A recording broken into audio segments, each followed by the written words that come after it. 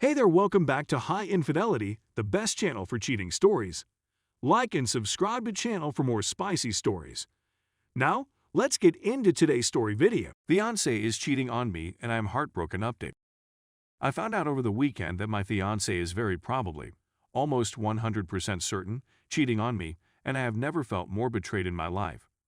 Totally saddened and disillusioned, to put it mildly. A condensed rendition of a lengthy story.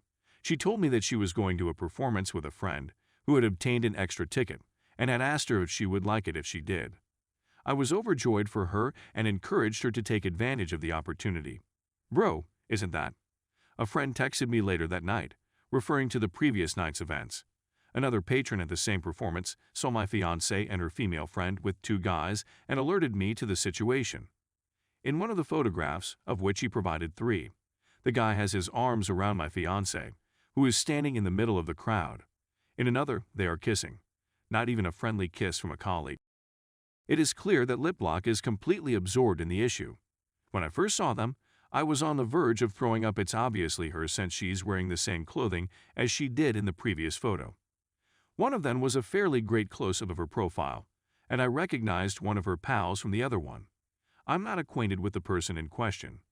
I didn't know what to do since I was in such a condition of shock and illness. I had only just walked out of the apartment and started walking. Following that, I reached out to a friend to ask if I might drop by. Sure, he responded. As soon as he saw me, he knew something was very wrong, and he sat me down in front of him, where I spilled everything. I sobbed during the whole thing. He was the best. He looked after me, got me drunk and euphoric, and the rest of the night was spent chit-chatting and drinking with me. His flat ended up becoming my temporary home for the night. I wake up to a dozen SMS from her. It's a Sunday, I'm exhausted, it's already after 10 a.m., and wonder what the hell I'm doing. No idea why I'm not answering right away. Is it true that I've been admitted to the hospital? She's utterly delusional, she says. I sent her an email with a picture of her kissing a guy, but she didn't reply to it. Then she starts calling and texting excessively, so I simply turn off the phone and walk away. I haven't been back to our apartment or talked to her since I left. I took her phone away from her. I'm not even able to make out what she's doing. I'm afraid of breaking into tears in front of her, which is something I really don't want to happen. We were planning to be married in April, and we were in the process of finalizing our plans. She seemed to be excited about the prospects for our future. It's completely gone now. A small number of individuals are aware of my predicament and are pulling for me. I've received word that she is doing all she can to contact me. She came up to my office on Monday morning, but I refused to allow her in since she was dressed inappropriately. I also leave down the alley since a colleague contacted me the day before to say she was waiting in her car outside the office, so I take that route.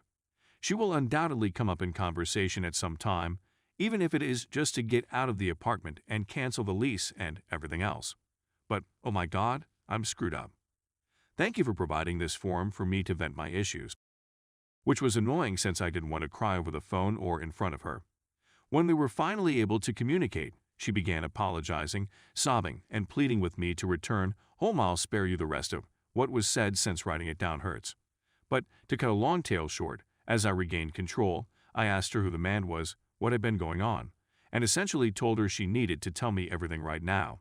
So she informed me that her friend, with whom she went to the performance, and her boyfriend, with whom the friend went to the show, had introduced them when they were all out for drinks and supper in June. I was visiting family. It was a setup, she maintained. The man simply happened to be in the same place at the same time. He acquired her number from a buddy, she alleged, and began messaging her. Update. First, I was and continue to be amazed by the outpouring of support, as well as the amount of individuals who have had similar experiences. I wish I could respond to every one of you individually, but I hope this will enough. Thank you very much. My brother arrived yesterday and booked an Airbnb for the rest of the week, so I'm now living with him. He's fantastic, and I'm fortunate to have him here. As many of you have said, I am fortunate to have him, and my other wonderful family, as well as a wonderful group of friends. They've been fantastic. When things like these happen, you learn who you can rely on. So after a lengthy discussion with my brother, I spoke with my ex last night, and yes, she is an ex. He was present, but he allowed me some space. It was terrible, as you would guess, and much worse than I had anticipated, despite the fact that I had expected it to be poor. As soon as she answered, she began weeping, so I started crying as well. She claimed to have ignored him at first, but later responded and the two began messaging. She insisted on insisting she had no idea why she had done it. I hate having to write this. She went to his house for drinks and had with him. She said they'd had about a half-dozen times, all at his house, after I practically forced her to tell me, but I'm not sure I believe her for reasons I don't want to discuss.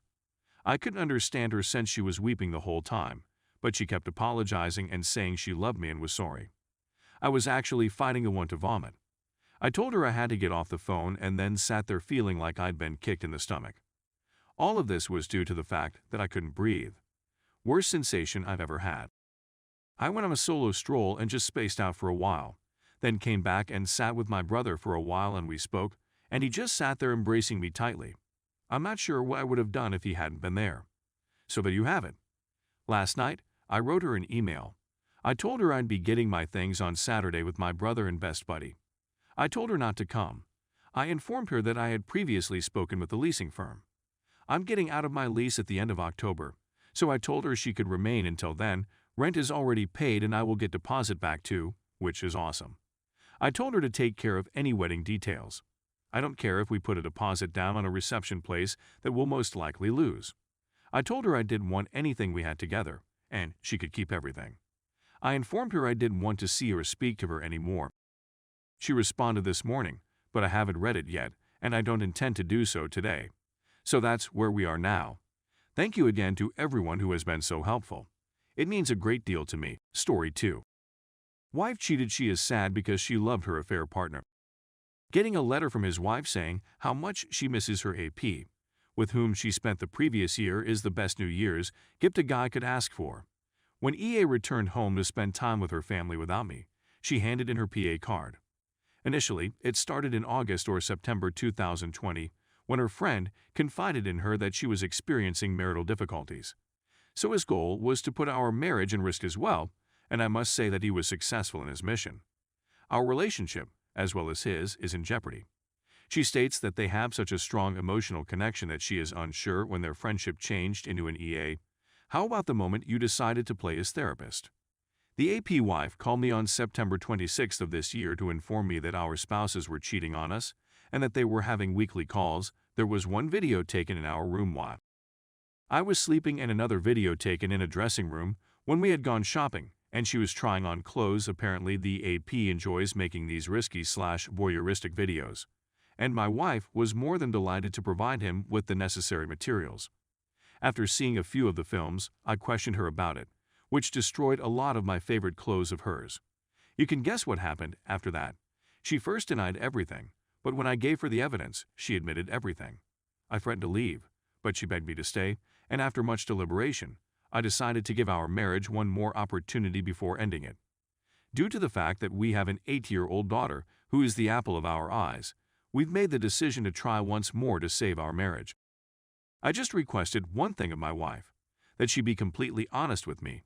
I was determined to find out the truth, no matter how horrifying or unpleasant it would be. That tactic, NGL, came back to bite me in the rear today. She was depressed today, so I probed as to why, and she by our agreement by giving me the truth. She was missing her advanced placement apt class. It was yet another stab in the back of the neck, but hey, I asked for it. And now I'm here, ringing in the new year with a Reddit post to commemorate the occasion. Even after something as traumatic as this, there must be some couples who have been able to reconcile.